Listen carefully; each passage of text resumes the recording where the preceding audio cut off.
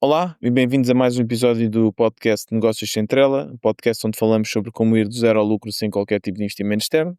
O meu nome é Tiago, tenho uma empresa totalmente bootstrapped, juntamente com o meu cofundador João, e neste podcast eu falo um pouco sobre este tipo de empreendedorismo e, se forem ver os episódios anteriores, falamos desde como pensar na ideia, como lançar, como criar o produto, como fazer marketing. Eu tento tocar um bocadinho nestes tópicos todos, mas o episódio de hoje é um bocadinho diferente. Vamos fazer um react. Nunca tinha feito este react, ou um react, mas acho que faz sentido para esta entrevista.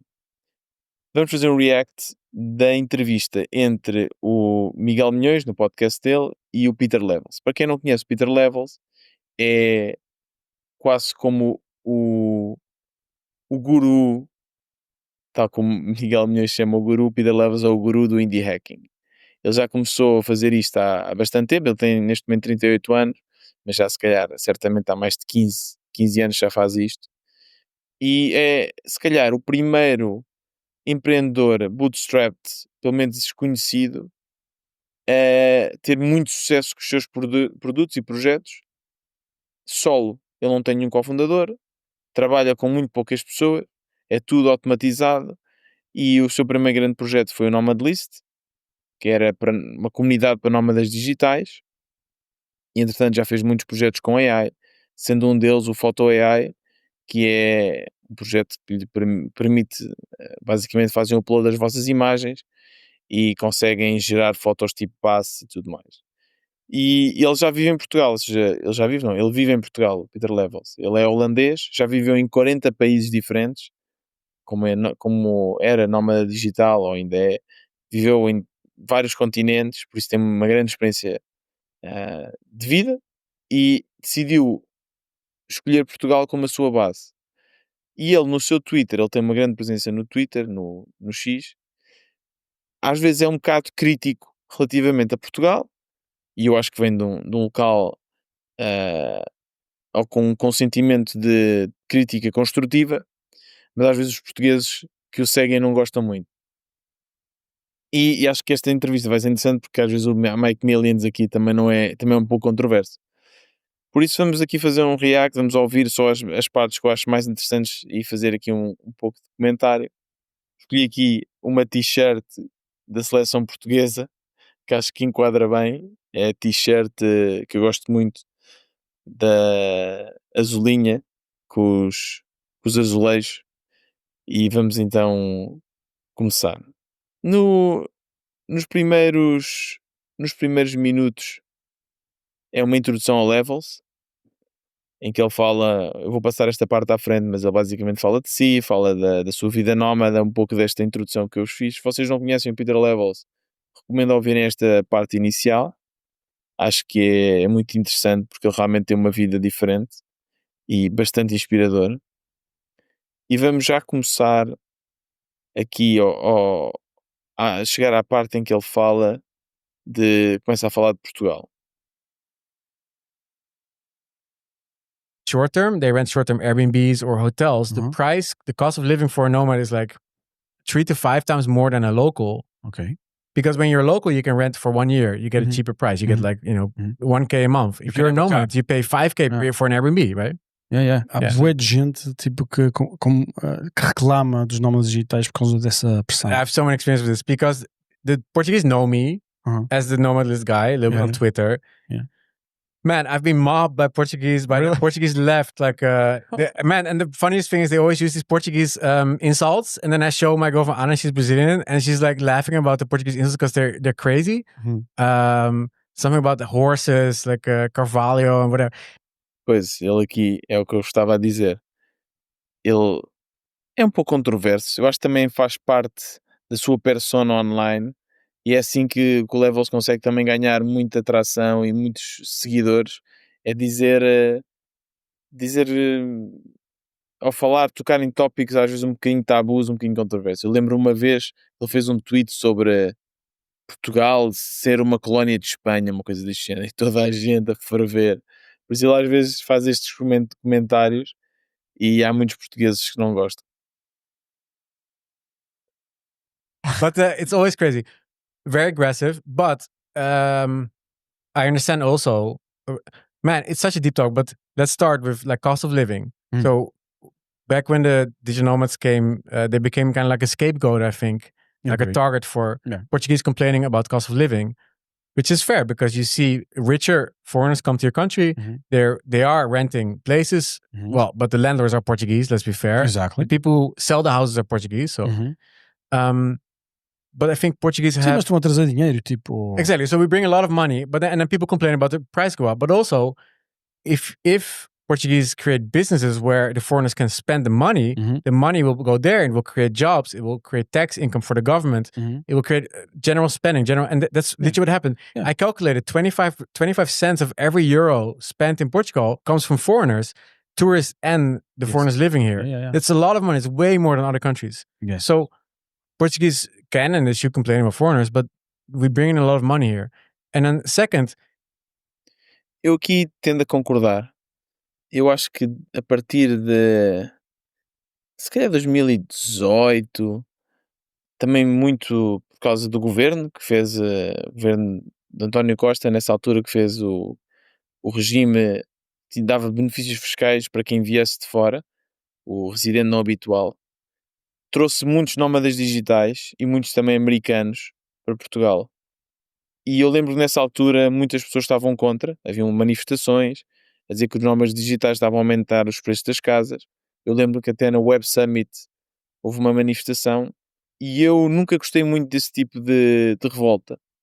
Porque para mim, principalmente vivendo fora e agora tendo voltado a Portugal, é muito entusiasmante ter este tipo de pessoas a vir para o nosso país.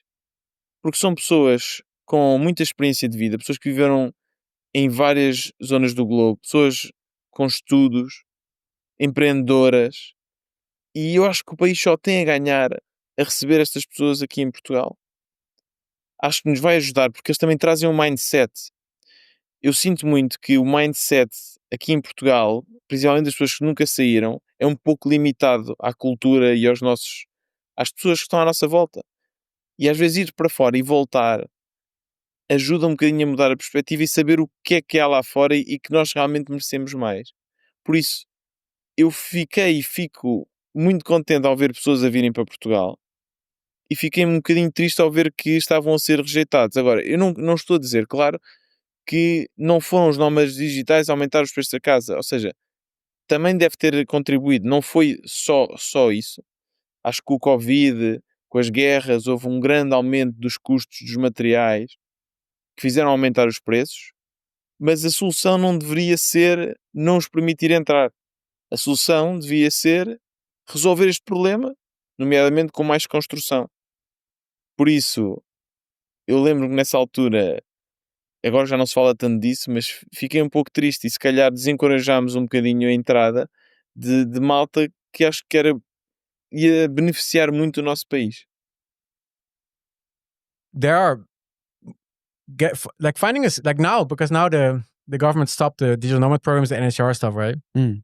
And now the Bangladeshi and the Nepalese and the Indians are the scapegoat. You know? Yeah. And to be honest, but this is very controversial because I know how people feel. But the Bangladesh, Indians, Nepal, like there's a lot of problems there, but they work really, really hard. In my experience, the Uber drivers that I was in, they work really, really hard. They do the job better than the Portuguese Uber drivers. Aqui está, uma daqueles questões um pouco controversas do Levels, quando ele diz isso, e muitos portugueses dizem que depois ficam chateados. Que trabalham muito, eu tendo a concordar, tenho muitos amigos indianos, nepaleses e são brilhantes, trabalham bastante e mesmo, ou seja, independentemente dos estudos que tiveram, acho que têm essa mentalidade de trabalhar e, e, e acho que contribuem bastante para o país. Contribuem bastante para o país. E é verdade o que ele também diz. Antes eram os nómadas digitais os culpados e depois houve agora os culpados são os indianos e os nepaleses que vêm para Portugal. É uma opinião que eu também não concordo. Aqui estou alinhado com o Levels. E eu próprio, que também já andei muito Bolt e Uber, não vou dizer que os indianos ou os nepaleses que sejam melhores que os portugueses, mas também não vou dizer que sejam piores. Ou seja, eu já apanhei tudo. Já apanhei portugueses maus, portugueses muito bons, brasileiros bons, brasileiros maus, nepaleses bons, nepaleses maus. Ou seja, no geral, acho que para mim seria errado dizer que os nepaleses ou os indianos são piores condutores aqui em Portugal do que os portugueses. Pelo menos não é essa a minha experiência. Mas teríamos de ver dados mais concretos sobre isso. And I understand because there's also a cost of living difference. They come from whatever. They don't have a choice. They need to work hard. Yeah, they feel rich here. Yeah, exactly.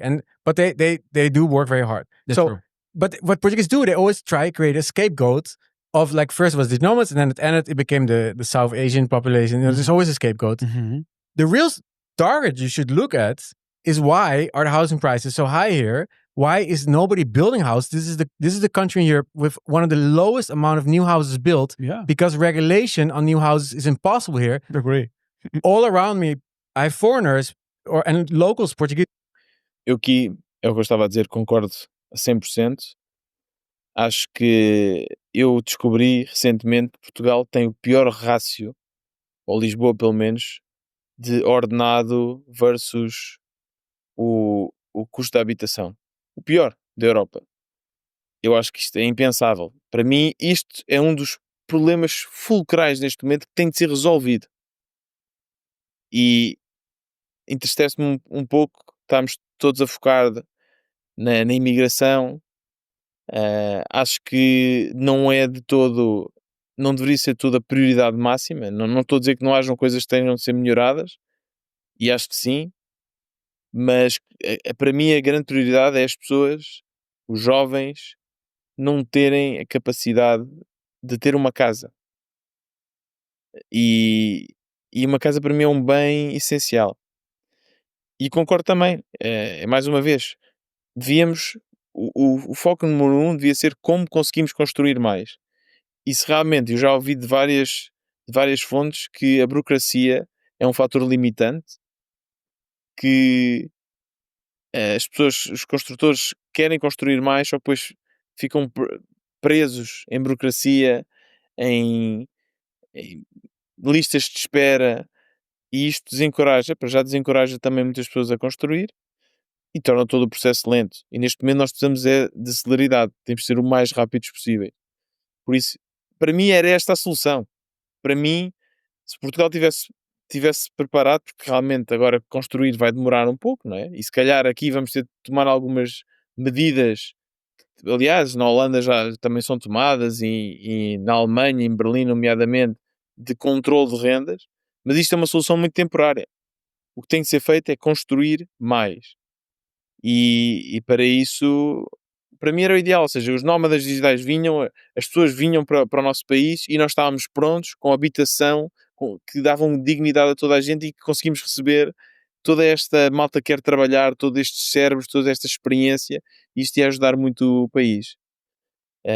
Por isso, aqui também tendo a concordar que o fator limitante acaba por ser a construção. Agora, também tenho que dizer uma coisa.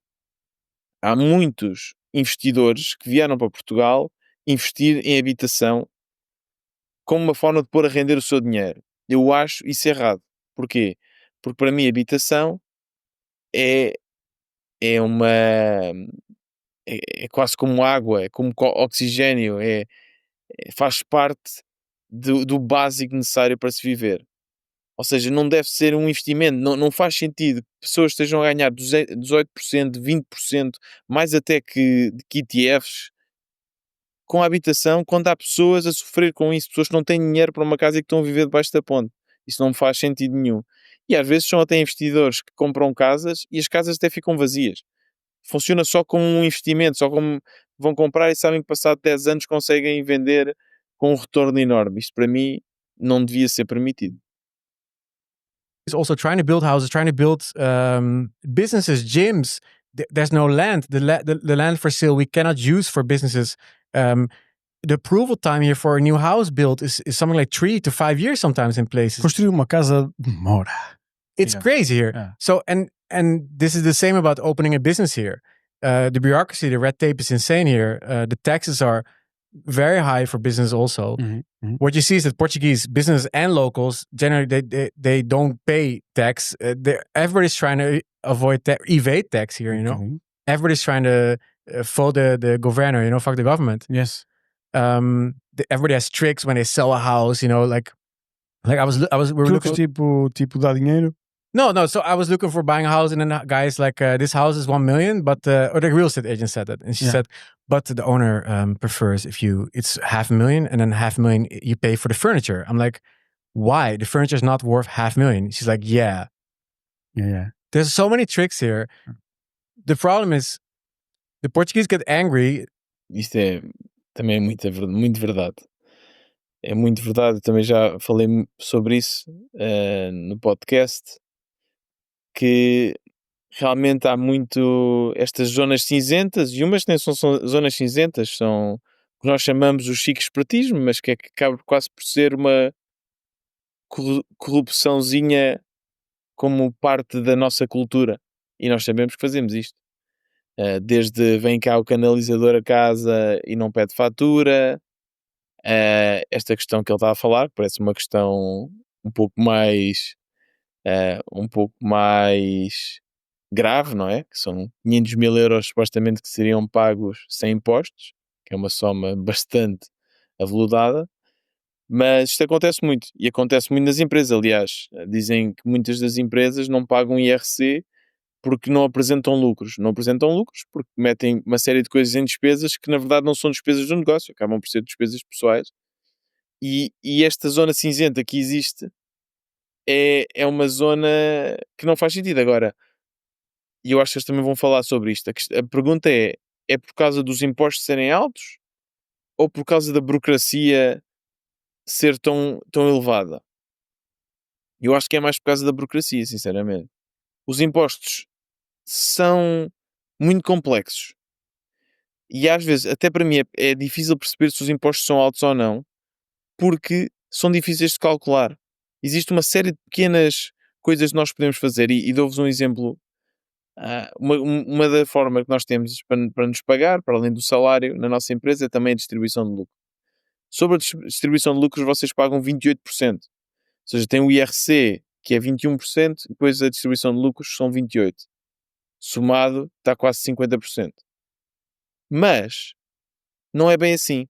Porque se forem uma pequena ou média empresa, o IRC baixa para 14% nos primeiros 50 mil euros. E se tiver no estatuto de startup, baixa ainda mais. Depois, podem fazer o englobamento dessa distribuição de lucros com o vosso IRS, o que corta bastante. Em vez de pagarem os 28%, pagam bem menos. Ou seja, acaba por ser menos impostos. Só que tem que chegar lá, tem que saber, ou o vosso contabilista tem que saber que é assim que se tem que fazer. E isto, principalmente para pessoas que venham de fora, é muito frustrante, porque perde-se tempo. E eu perdi, com a minha empresa, semanas a tentar perceber isto, a falar com advogados, falar com os nossos contabilistas, o que é desnecessário, porque a nossa empresa, principalmente sendo bootstrapped, é uma empresa que nem gera assim tanto dinheiro, e não faz sentido nós estarmos a preocupar com isto. A única preocupação que nós devíamos ter neste momento é crescer a empresa, é fazer com que a empresa fosse maior. E realmente esta red tape que ele fala, eu acho que tem total razão. Esta complexidade burocrática não faz sentido nenhum. Temos que simplificar muito mais. E nem é tanto pelos impostos, é mesmo pela simplificação. Se nós fôssemos simplificar, se calhar as pessoas conseguiam pagar menos impostos, porque sabiam estes truquezinhos, ou não precisavam de fazer estes truquezinhos, e não precisavam também de esconder despesas pessoais em despesas da empresa. E acho que é aqui realmente um tópico interessante. Vamos aqui avançar para a parte em que ele fala dos impostos. A burocracia, porque a burocracia é custo. Yeah. Well, look, I'm solo, so for example, so I need to do a lot of bookkeeping myself, for example, and I have a lot of customers. I have like 60,000 customers per year, payments. So imagine doing bookkeeping on that. So it's difficult, but mas em relação a impostos, repara, tu tens, por exemplo, Singapura e Dubai. Dubai tipo, tem sempre um aspecto assim meio fishy, não é? Tipo... Yeah, and Singapore is not a tax haven. Like you pay No. 17% corporate tax. Yeah. I think in Portugal you pay state tax also. So you pay 20% or something corporate tax to federal, national, and then you pay another 10 to 15% state tax. So it's different. That makes it high. That makes it high in Europe. Yeah, it's high, yeah. But again, I think the most important is regulation. Make it easy to start. Eu acho que isto aqui é interessante. É um pouco também o que eu estava a dizer. Nós, quando estávamos a abrir a empresa, também explorámos hipóteses da Estónia, Malta, de Dubai, Singapura, e vimos que realmente não compensava assim tanto. Principalmente para, mais uma vez, empresas pequenas. Calculo que para empresas a faturar milhões e milhões, talvez compense. Mas aí já tens uma estrutura com advogados que pode ajudar a fazer esse setup todo. Para uma empresa pequena, acabam quase por pagar mais impostos, para não falar da chatice de ter uma empresa num outro país que não se controla, e depois uma pessoa está em Portugal, quer contribuir para os impostos em Portugal, não faz sentido estar a contribuir para os impostos em Singapura sem lá meter os pés. Por isso, mais uma vez, não é tanto por causa da questão dos impostos, é mais pela questão de não ser fácil abrir um negócio em termos burocráticos e temos de saber estas coisinhas todas e estes apoios que nos podemos candidatar e o tempo que se perde e a frustração que é. Isto é que para mim teria de ser cortado. A business here, to run a business here.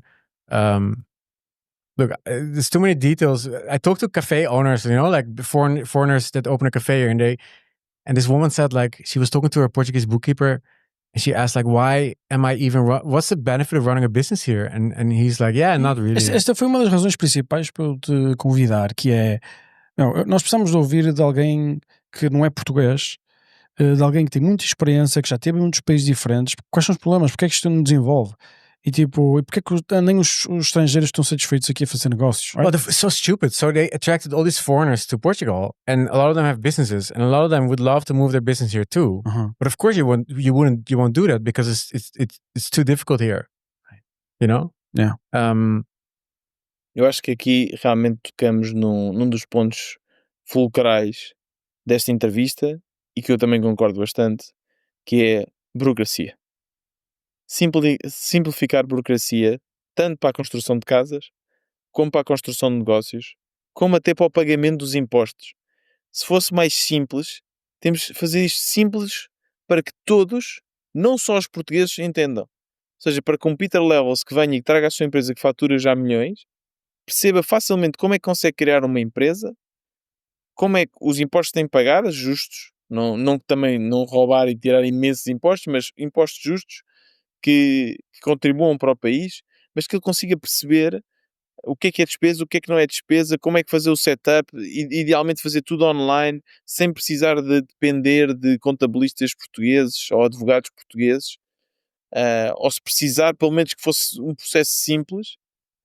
Eu acho que isto ia ajudar muito, ia ajudar mesmo muito Portugal. E acho que nesta parte da entrevista falam disto, falam também dos impostos, da conveniência. E vamos aqui agora avançar um bocadinho para a parte do mercado não ser muito produtivo.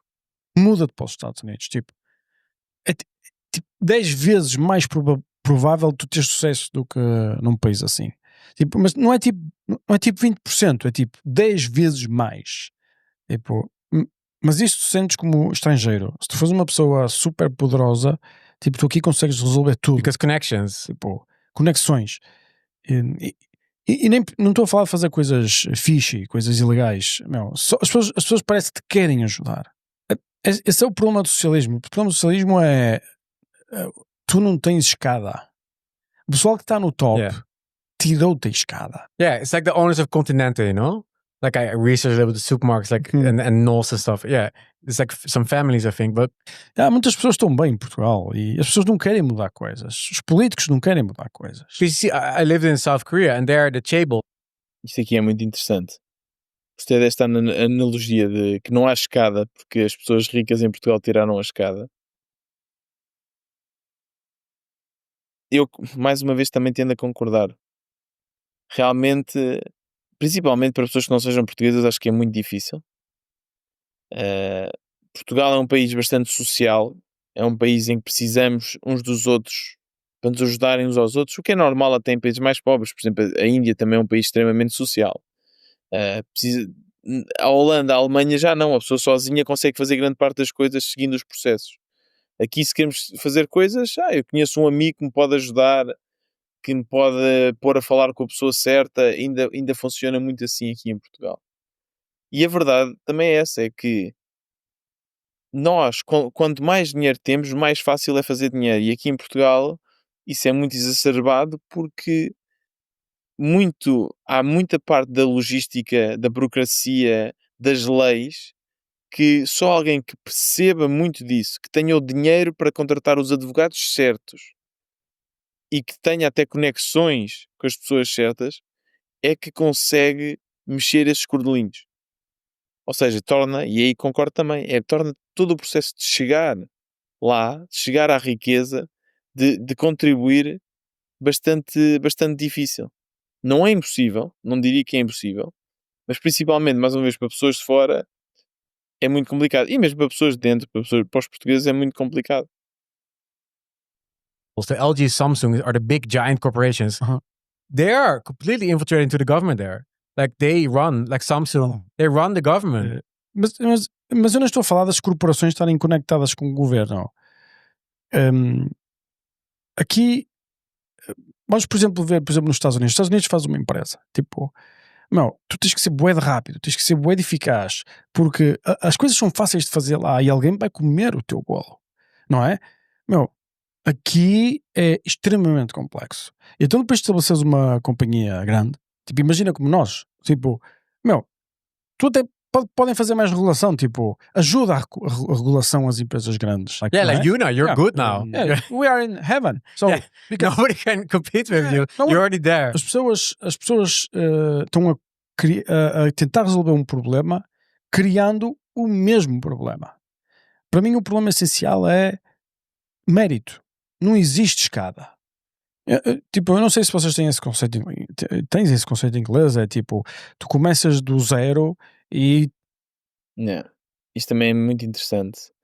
Eu nunca estive nos Estados Unidos, quero muito ir, mas grande parte da cultura empreendedora vem dos Estados Unidos, de startups, e muitos dos clientes da nossa empresa, do PodSqueeze, estão nos Estados Unidos. E realmente eu noto que há uma diferença em que as pessoas para já investem mais nos seus negócios, confiam mais em si, e essa parte que ele fala que nos Estados Unidos é muito mais rápido desenvolver negócios, eu gostava de sentir, não sei dizer, acredito que sim, mas realmente era interessante e gostava que houvesse esse espírito aqui em Portugal. Vamos avançar aqui um bocadinho mais para a parte que eles falam sobre a história de Portugal e o declínio. O podcast pode ser antes ou depois deste, que eles estudam isto durante 30 ou 40 anos, conquistaram, porque eram, não eram mais inteligentes, tinham não é? Mais formação, mais educação, o sistema a funcionar. Yeah, but there was a big money component. Yeah, because you were very religious, Catholics. We cared more about money. We didn't care about religion. Yeah, vocês também eram poderosos, tinham dinheiro. We had the first public companies with stockholders. All we cared about was like the foundation of American society comes from New York, New Amsterdam, which is the Dutch. They want to make money. Yeah, o pessoal fala isso do tamanho da economia, do tamanho do dinheiro, do capital e tudo. Yeah. Isso também tem o seu papel. Yeah. Mas o que este gajo, a conclusão que ele chega é que nota-se uma diferença muito grande no conhecimento dos próprios profissionais da cena naval. Tipo, os pilotos eram muito mais... Esta parte aqui não posso comentar porque já é uma parte da história que eu não conheço. Mas se calhar vamos avançar. I like it more in Brazil. He's like, I'll stay here and I'll declare independence, and he's still the king. It's an amazing story, man. It's so funny. Isso aconteceu muitas vezes já. Tipo, imagina, há 10 anos agora, há 10 anos atrás, há 30 anos atrás, há 60 anos atrás. Man, I think because I go to Brazil a lot with my girlfriend and I studied this whole thing. I think it's so interesting. 1822, Declaration of Independence in Brazil. Since then, that overnight, Portugal lost like a considerable part of its GDP. I think somewhere like 80%. So imagine you make like $10,000 a month, $10,000 a month, and suddenly you make, $2,000, right? Yeah. You lose 80% of your money. Poverty, because Portugal did not have industrialization because it was dependent on Brazilian raw resources like sugar cane and stuff, whatever. So Portugal never industrialized then, and then you have this 200 years almost of monarchs, dictators. One dictator, Salazar, which I think a lot of the culture here is defined by Salazar still, Yeah, the echoes of Salazar. And that's true. I think Salazar is horrible what he did to Portugal. He destroyed a culture. It's almost like Mao's culture revolution. It's like Salazar's culture revolution. He destroyed the culture. Eu não sei se destruiu, porque mesmo antes de Salazar aquilo estava tão mau, não é? Mas a questão é, a realidade atual é, imagina, as pessoas, os jovens vão embora, Yes. tipo, as coisas são caras, Yes. tipo... And they blame everybody but themselves. That's a normal Portuguese trait. Mas espera, eu quero saber isso. Esta cena em que tu culpas tudo menos a ti próprio é uma cena exclusivamente portuguesa? Yes. You thought it was worldwide. Yeah. No, look, of course, this is not a black and white thing, but I've lived all over the world, and there's no other country where when you, for example, just on a micro level, when you pay for a service and something goes wrong, the person will say you used it wrong, or you did it wrong, or you, for example, I tried to pay a bill for the electricity for Eredas for changing the potencia of the house or something. So we paid a bill with Multibanco. They don't accept it's an IBAN, which is another. You need to talk about Multibanco. Is another problem. You pay with Multibanco, and the number doesn't exist. It cannot pay. So I called them and I said, "Yeah, you need to wait 48 hours. You're paying too." She said, "You're paying too fast." It's like this kind of blame. It's like, which country? You're paying too fast. Like, you usually get scolded, you don't pay fast enough. These kind of things. But a lot of things here, I've had so many times where they blame you. It's almost like I feel there's like a loss of control. Eu acho que nunca senti isso. Eu acho que é por ser português, por estar inserido. It's never their fault, it's always your fault. Eu aqui acho que eles aqui falaram de várias coisas. Inicialmente estavam a falar da parte que houve um declínio de Portugal depois do descobrimento do Brasil e quando houve a independência do Brasil. Mais uma vez é uma parte que eu não sei, não tenho dados suficientes para dar uma opinião. Mas aqui a questão do atendimento ao cliente eu concordo também 100%. Tantas experiências tão frustrantes, tanto no privado como no público. Atenção, isto não é só no público, também nas finanças, tudo mais. Informações erradas, situações em que o sistema está em baixo durante uma semana, que eu não percebo como é que isto sequer é possível. E depois também no privado, situações em que eles não conseguem resolver. Agora, a verdade seja dita, não é só em Portugal. Nós temos, com a nossa empresa, sendo uma empresa digital, usamos serviços de todo o mundo e temos experiências horrendas, com, por exemplo, o GoDaddy para os domínios, tive também experiências muito más. Por isso, eu não sei se é só em Portugal que existe mau customer support. Eu acho que também existe noutros locais. Se calhar em Portugal há mais aquela ideia de não queremos ser nós a culpa, então culpamos o outro, mas por acaso isso eu nem sinto muito.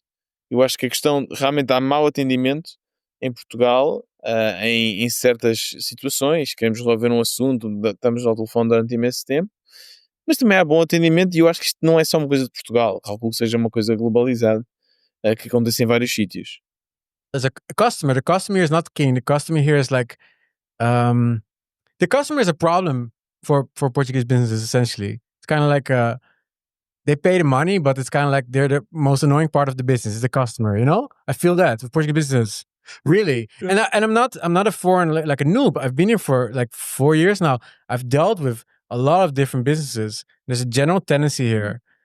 I think the customer service here is not nice. Not like I've called EDP. They just hang up on you. Or they put you on hold for hours. Like so many things, man. I'm to see you, you know, and we say, can we sit near the window? And she say, no. That's for lunch. Because first she asked, what do you want to do? You want to go to the restaurant for drinks? And I'm like, this is like this rule obsession. It's very strange, especially for a Latin country, you know, like Spanish Latin is more like bending rules, you know, like you bend rules for people. Yeah, but it's like this obsession, the Salazar obsession of like, we need to follow rules. You need to sit there in the shitty section of the restaurant while everything is empty on a Tuesday and there's not going to be anybody coming today. It's rainy. You know what I mean? Like this kind of things. It makes me pull out my hair. Like there's no logic to this, you know? Como é que resolvemos isto? tendo vivido na Alemanha, acho que se estão à procura de pessoas que não sejam flexíveis, principalmente no turismo, é lá, não é em Portugal. Não concordo nada com isto. Essa situação que ele próprio referiu de não lhe permitirem sentar onde queria, já me aconteceu na Alemanha várias vezes. Por isso, eu aqui não me consigo rever nisto. Eu acho que Portugal é bastante flexível, bastante tranquilo. Acho que as nossas regras aqui, aquela questão de não há regra sem exceção, acontece muito em Portugal. Não sei, se calhar acontece-lhe a ele como expat aqui em Portugal, mas pelo menos para mim nunca senti isso. Customers king, number one, end. Mas para que não estamos a dizer que o cliente é rei? Tem que haver uma razão. Because there's no opportunity to get rich here with a business generally. So why would you treat the customer well? If you treat the customer well in other countries, you get more business, you get more. Mas isto é engraçado, porque é uma experiência que eu não tenho. Eu acho que no geral somos bem tratados, como, mais uma vez, comparativamente com Holanda, mesmo Holanda, países nórdicos, Holanda, Alemanha, mesmo na Letónia, na Lituânia, na República Checa, é muito pior o serviço. Nem tem nada a ver com Portugal, com os países do Sul. Não tem nada a ver. Essa questão do customer is king, se o customer não é king em Portugal, então não é king em lado nenhum. Ou seja, nos países nórdicos, na Europa, a minha experiência é que o customer não vale mesmo nada. E tive situações em que as pessoas foram mesmo rudes. Por isso, esta parte não consigo mesmo compreender. Mas também já ouvi de amigos meus expats que vivem cá a falar disto. Por isso, se calhar é uma questão de barreira de língua, de barreira cultural. Aqui em Portugal nós também temos muita questão do empregado de mal-humorado, mas que funciona quase com um tipo de humor. Acho que nós até se calhar nos revemos isto com pessoas da nossa família, que são pessoas quase mais velhas, têm o humor deles é um humor de estar mal-humorado. Não sei se conseguem perceber, mas isso acontece um bocadinho e às vezes vêm os empregados e fazem aquelas piadas, umas piadas muito sérias que as pessoas, principalmente de fora, não percebem e ficam chateadas. Já me aconteceu estar com amigos estrangeiros e vamos a um restaurante tipicamente português e eles, pá, que empregado mais mal educado. E eu sei que não, que é só assim, isto faz parte, é o humor, é quase a cultura do restaurante, daquela pessoa fazer assim, fazer umas piadas muito sérias. Se calhar é um bocadinho isto que ele está aqui a referir. Mas no geral, acho que Portugal e os países, e Espanha, Itália, são 1000 anos de luz em termos de atendimento ao cliente comparativamente com os países nórdicos. Nem tem nada a ver. Vamos aqui avançar um bocadinho mais para as soluções regulatórias. I think all they do is they do the time thing. So if you get on a slightly different minute, it might be a different price. It's very dynamic. But yeah, I agree with you. I think so. I have empathy for these people. I think it's a structure problem with the economy. But Mas tenta fix resolver. that, Tenta resolver. Yeah. So I love to fix. So to fix this, you need to make it easy for Portuguese to start businesses, run businesses. So make, for example, tax discounts on make a startup discount for new businesses. First 3 or 5 years, you pay, for example, an exponential curve of tax. So gradually, so that you can test out ideas like we did, and most failed, and then you can keep trying, and then you have... menos complexo. Se tiveres até uma determinada faturação, não precisas fazer contabilidade nenhuma. This is very important. So minimum offsets for specific regulation. For example, I recommended this to the European Commission about GDPR, for example. GDPR, all this, or AI regulation, make it work from 10 million per year or something like that, so that big companies can do it. Sure. When you're on the startup phase, fair. Yeah, it's fair. It's fine to pay tax, but or fine to follow the regulation. As empresas pequenas têm que fazer as mesmas coisas que nós temos que fazer aqui. What do you mean? Tipo essa cena do GPR. Everybody needs to do the same. GDPR. Isso é ridículo. Of course, there's no difference. You cookie banner, AI Act, like it's very hard to do an AI company. Este gajo tem que ser tipo o gajo que controla esta cena. Yeah, you need some agent, right? No, everything's the same. Imagine like this safe space of the first. Sim, isto é uma questão que eu consigo compreender. Mais uma vez voltamos a falar da questão da burocracia, mas que realmente, por exemplo, a questão do GDPR a questão dos cookie banners. Epá, cookie banner para mim é uma das piores coisas que foi criada na União Europeia, porque é daquelas coisas que só chateiam e ninguém lê, e as pessoas só clicam aceitar ou decline, mas nem leem, nem percebem o que é que aquilo faz, e é uma grande chatice. E é verdade, ou seja, é mais fácil para uma empresa grande, com recursos, com dinheiro, pagar alguém para implementar isso, do que uma empresa pequena, que é só uma pessoa que está a começar. É verdade. Por isso, mais uma vez, mas isto aqui, o que eu noto é que eles realmente são pessoas com sucesso de empreendedorismo, empresários com sucesso, e eles percebem muito a parte económica, e que aqui falam do que cada vez é mais óbvio, que a burocracia tem que ser reduzida. E acho que já falámos bastante sobre isso. Eu agora queria passar aqui à parte em que eles falam mais de questões sociais. So much opportunity here. There's so many tech people coming here. So many Americans, rest of Europe, people from Asia, they come here. É, até portugueses tens aqui. Portugueses bons. What do you mean? Like tech people? Yeah. You have tech companies here. So there's a lot of opportunity here for tech. You have the Web Summit here. And then all I hear is about all this is from the media is that they're like against this tech people coming here, for example. This Eles só querem aumentar o ordenado mínimo. which is fine, yeah. But you can increase the minimum wage if you make more money. Não vai resolver nada. No, but if you make this a tech center of Europe, which you can, like you have, this is literally San Francisco. Look at Lisbon. You have the Golden Gate Bridge. You have the trams. You have the hills. It literally looks the same. You have the tech people here. They're coming here. They want to. It's a nice climate. It's much better than Holland. It's much better than UK. Yeah, comida é boa. Yeah, food is good. Bacalhau, you know. So embrace this, please, because a lot of money can come in here. And it can also inspire all the young Portuguese to start businesses. It's very important. Eu não quero ser pessimista, mas... But you're Portuguese. I'm a foreigner, you know. You've been here longer than me, so... Eu sou pessimista porque sou português.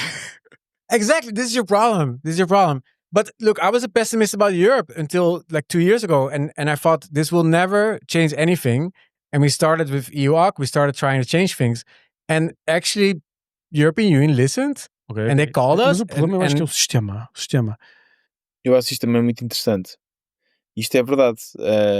O Levels começou aqui com um projeto que é o Acelerar Europa, em que ele falou muito no seu Twitter, e depois o Draghi, que fez aquele famoso análise da Europa, agora passou um ano desde que ele lançou o seu documento. O Draghi falou com ele e com outros empresários, mas veio falar com ele. E eu fico surpreendido que é verdade que às vezes nós conseguimos entrar em contato mesmo com governos locais, com autarquias, com governos da Europa, e conseguimos dar a nossa opinião e de certa forma contribuir, mas se calhar é tudo muito lento. Mesmo assim, este Draghi Report que foi lançado o ano passado, aliás, passou-se um ano e pouco foi feito relativamente a isso. Eu não sei acerca de Holanda e da Alemanha. Similar problems, but like, yeah. Clima. No, me too. That's why I left, yeah. Nem gosto da comida. Yeah, it's not the great food. Eu gosto da comida indonésia na Holanda. Yeah, man, I always buy sambal cone glued on top of it. Right. And it was called Little Bird, 35 euros. So I tweeted it. It went viral now on Twitter. It's like, if you can make money with this, like, what is your excuse? You can sell anything. Just start with something and start selling it. O problema é a depressão, certo? The depression, yeah, because you don't see that opportunity. But you can make your own thing and sell it on the internet, or make a digital thing, make an app, use AI to make an app, whatever. The first things, it won't work, but please start something because you can save Portugal. And then tell your friends, look, I made a thing and I'm now making money. And the Portuguese are like, wow, how is this possible? They also do the same thing. And everybody starts businesses, open cafes, and then pressure the government to fix this regulation, because otherwise all the Portuguese that are successful are going to leave Portugal. Como é que poderíamos pressionar o governo para mudar? I hope the people in the government listen to this podcast, you know, like they're sitting on the biggest opportunity, like that, like faz Portugal grande outra vez. Exactly. You know, like they're sitting on the opportunity to make it great again. And you're almost, if you don't do it, this is your job as a politician. You are made to serve the people. You're not doing that right now. Like, you should be ashamed that you're not doing it. But then you also have a great opportunity, and people will love you if you do this. And you should not look down, like, whole Europe looks down on America. Like, sure, America has its own problems. Espera, It's tenho que te absolutely perguntar uma crazy. coisa.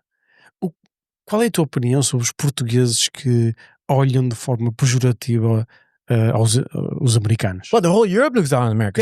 O que é que pensas sobre isso? I think I saw some statistics that Europeans and then probably Portuguese too. Eu aqui também noto. Eu noto que eu sou um admirador da parte, pelo menos económica, da América, da parte social, não, claro. Porque mesmo assim acho que nós aqui europeus temos a parte social bastante mais desenvolvida, mas a parte económica e de empreendedorismo na América é o American Dream, não é? Mas sinto que sempre que eu venho falar bem da América, que há pessoas que dizem, pá, Tiago, está calado, os americanos têm uma série de problemas, e que há quase como um descontentamento geral, ou quase um desdém que os europeus têm em relação aos americanos. É engraçado. They trust the media much more than America does. So, and I think the media here is much more aligned with a certain kind of propaganda, a certain kind of narrative that they produce that a lot of my Dutch friends also believe, you know? My Dutch friends think Elon Musk is a Nazi, you know? It's a European thing. And Eu acho que aqui não é só, sinceramente, pelas coisas que o Elon Musk já fez nos últimos 2 anos. Há muitas coisas que ele fez que não diriam um nazi, mas que bastante controversas e bastante extremadas. Isso é verdade. Mas eu também concordo que ele diz, que eu acho que os mídia têm um grande controle sobre qualquer país. Aliás, isto também acontece muito na América. Mas aqui em Portugal os mídia têm muito controle. Muito controle, ainda tem esse controle. Acho que, aliás, hoje em dia cada vez fala mais que os comentadores falam mais que os políticos. E que os comentadores têm muito controle, e há muitos comentadores que depois, por exemplo, o nosso Presidente da República, o Marcelo Rebelo de Sousa, neste momento, era um comentador. Ele também foi político, claro, mas durante muito tempo foi comentador e professor.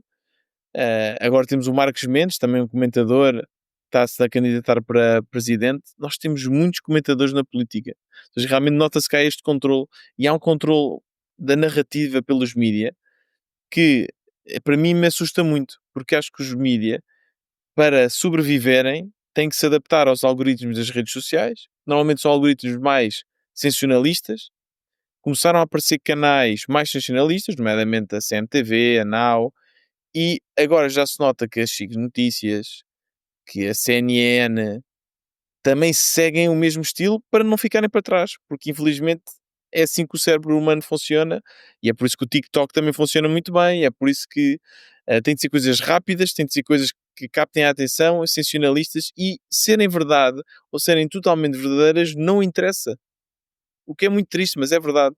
Agora, não é só na Europa. Então, nos Estados Unidos é um exemplo perfeito, em que grande parte do que o Trump diz são inverdades, mas que quase que não interessa se são verdades ou não.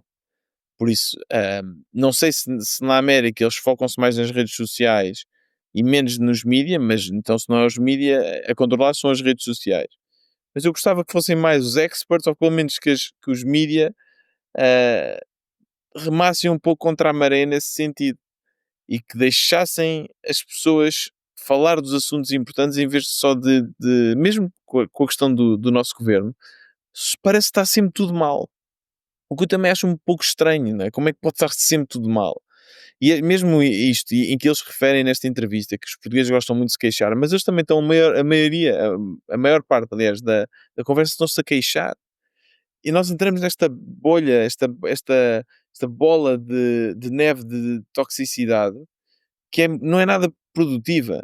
E isso acontece muito para mim também por causa dos mídias, porque só falam das coisas más que estão a acontecer, das desgraças, dos erros que os políticos fazem. E fala-se pouco das coisas boas que foram feitas. E custa-me acreditar que não foram feitas nenhumas. E às vezes vamos ver e vamos falar e vamos ouvir outras entrevistas, outros podcasts, ah, e, vê-se que foi feito coisas, que as coisas estão melhores. Em termos sociais, Portugal está muito melhor, não é? Quer dizer, nem se compara, não é? Desde o 25 de Abril houve uma melhoria gigante. Desde Salazar, aliás, houve uma melhoria gigante em termos sociais, em termos de direitos. Uh, Isso nem se compara. Socialmente acho que estamos muito bem. Economicamente é que eu acho que temos aqui bastante margem para desenvolver. Yeah. like I like Twitter, I like X because it's it leans probably a little bit more right, but it's also much more free speech, so you can see different kind of viewpoints. I like it because of that, because it gives me I feel Dizer que o X é free speech, também não sei se concordo muito, principalmente agora que é controlado pelo Elon Musk.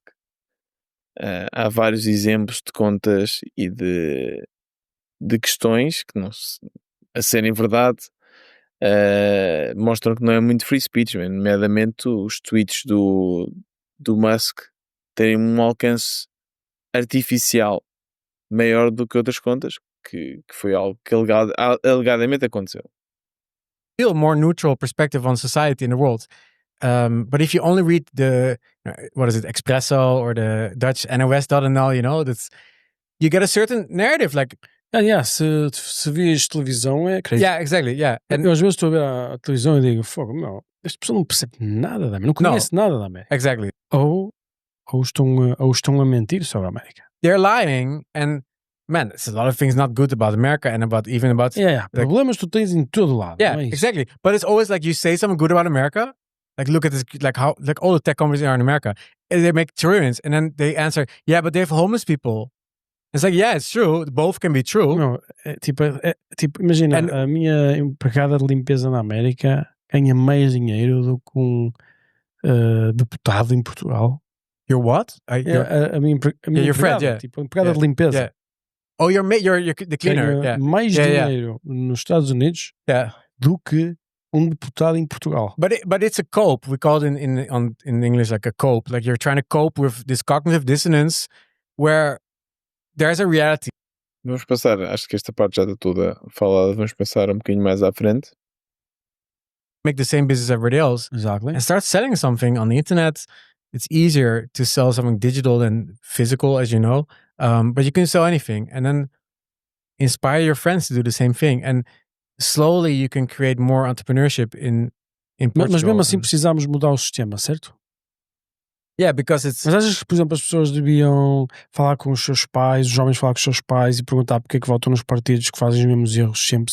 But I don't believe in politics as much that a new party will go in and then change things. I think it's like, it's kind of like the deep state in America. It's so entrenched right now that nothing's going to change. I think nós precisamos do monarca, certo? Yeah, but I think what you need is big pressure. Portuguese need to know this. They don't even know why it's poor. And then they blame the foreigners, right? This is the problem. So teaching them that this is not the foreigner problem. Foreigners actually, they bring a lot of money here.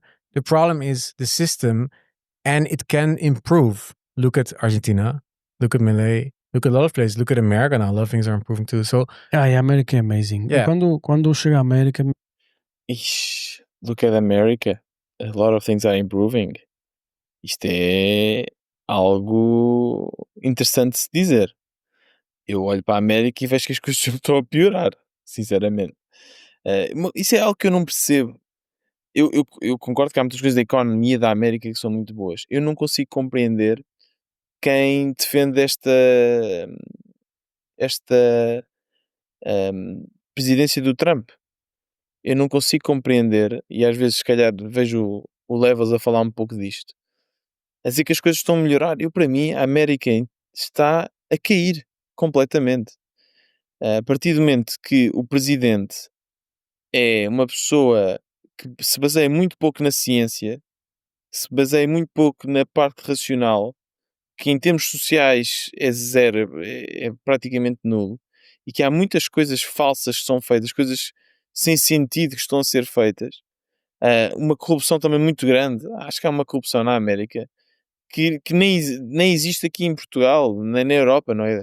Imagina o que seria o Montenegro a comprar, como ele fez, a comprar um Tesla diretamente junto ao Elon Musk. Quer dizer, eles têm outras empresas que também são muito importantes. Fazer isto é uma coisa impensável aqui em Portugal. Acho que a América está a ir por um mau caminho. E em termos sociais e até mesmo em termos económicos, com as tarifas e com o que está a ser feito, expulsar os imigrantes, não consigo compreender essa parte. Isto é a parte aqui e é interessante porque nesta entrevista dá para ver que o Levels é muito mais razoável muito mais contido, muito mais humilde em pessoa do que a persona que ele tem no Twitter. Parece-me que no Twitter, pelo menos, se calhar é porque nós estamos a ler em vez de o ver, e temos a nossa interpretação, mas é uma interpretação às vezes um pouco mais radical do que aqui. Parece que realmente é uma pessoa que pensa nas coisas e que medita e que fala e que pensa e que não tem ideias tão radicais, mas não consigo perceber como é que há uma defesa tão lata em relação à América, tendo em conta que há coisas a acontecer que são terríveis. E estamos a falar em liberdade de expressão, não é? Por exemplo, agora ainda com o exemplo do Jimmy Kimmel, mas há tantos exemplos em que o Trump silencia os seus opositores. Para mim isto é um big no-no e que me assusta muito, e como americano eu não gostaria nada de estar nessa situação. Acho que nesse aspecto estamos muito melhor aqui na Europa. Atenção. Vamos aqui avançar um bocadinho mais. Já estamos mesmo a chegar ao fim. Eu acho que esta parte é muito repetitiva, já não há assim muito a dizer. It's fast Portugal grande outra vez. Make Europe great There's a again. photo I can show you. Talvez deva usar, não? So I made this one. I don't know if you can see it on the camera. Wait, I'll make it less bright. Second. Faz. Yeah. Try to show it. Faz Portugal grande outra vez. Man, I asked a lot of Portuguese to spell it proper, like fazer. Engraçado o levels. Os R's é a única coisa que ainda não estão bem no português. Se ele conseguir fazer bem, mas acho que são os R's muito de Dutch, não é? Que falas assim. Pronto, ele tem esta. Aqui a parte da entrevista já terminou. Eu gostei da entrevista. Acho que realmente, se existe algo a melhorar em Portugal, ou se existe, não, existe algo a melhorar em Portugal, e é a parte económica. E essa parte económica é uma parte muito complexa de se melhorar, é uma parte que está muito intrínseca à cultura, mas aqui foi falado numa solução que para mim é a solução que faz mais sentido, que é simplificar a burocracia, tornar mais simples todo o processo de criar empresas. E eu, ainda numa entrevista que fiz há pouco tempo com um americano, no meu outro podcast, o Indie Founder, eu perguntei-lhe, porque ele tinha vivido também em França, e eu perguntei-lhe qual era a diferença entre os americanos e os europeus. E ele disse que os americanos simplesmente tinham mais confiança em si, que era muito mais normal um americano começar um negócio e era aceite. Começar um negócio é algo tão normal como ir trabalhar para uma empresa. Aqui em Portugal e na Europa, mas em Portugal não é assim. Em Portugal, começar um negócio é um risco gigante e é melhor ter o trabalho seguro, apesar dos trabalhos seguros aqui em Portugal serem terríveis. Por isso, eu acho que o que falta é isso, é incentivar, e aqui concordo que também nos cabe a nós, empreendedores, mostrar aos nossos amigos que é possível fazer isto, incentivar as pessoas a fazê-lo, e também na parte do governo tem que haver uma redução da burocracia muito grande, tem que simplificar as coisas, porque também depois vai ajudar no controle, e tem que ser um governo mais ágil, ao ponto, principalmente com a inteligência artificial, com as coisas todas que estão a mudar no mundo, o governo tem que se conseguir adaptar. E para isso tem que ser um bocadinho menos conservador. Uh, e, e tem que ter a vontade de o fazer. Ou seja, temos que mudar, temos que abrir a nossa mente, e precisamos disso, precisamos muito disso. E concordo com eles, acho que há um potencial enorme. Portugal está na boca do mundo. Portugal é um país incrível. E grande parte das pessoas que vivem cá, nomeadamente o Levels, os expats que vieram para cá e que vieram com a cultura de fora, têm uma vida incrível em Portugal, porque não trabalham cá. Trazem os seus próprios trabalhos. Eu também tenho a sorte de ter o meu próprio trabalho, o Levels tem o seu próprio trabalho. E a preocupação que ele tem, na verdade, é porque ele quer mesmo melhorar o país. Porque, na verdade, para ele não precisa disso. Ele ganha milhões. Ele pode ter a vida que quiser em Portugal. Ele viaja pelo mundo.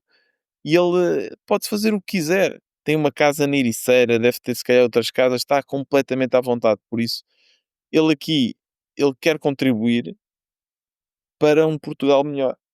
E é esta um bocadinho a conclusão que eu tenho desta entrevista. E acho que foi uma boa entrevista e concordei com muitas das coisas que foram ditas, principalmente a parte económica. Na parte social, se calhar aí já divergimos um bocadinho mais, mas na parte económica acho que foi muito interessante. E pronto, se gostaram deste conteúdo um bocadinho diferente, digam-me, enviem uma mensagem para o Twitter ou pelo LinkedIn, vou pôr tudo nas show notes deste episódio. E se gostam, façam um like neste vídeo, se estão a ouvir no Spotify, não se esqueçam de dar uma review, é muito importante, e partilhem este episódio e o podcast Negócios Sem Trela com os vossos amigos empreendedores. Há um episódio novo todas as quartas-feiras, por isso na próxima quarta estamos de volta. Até lá, continuem a empreender.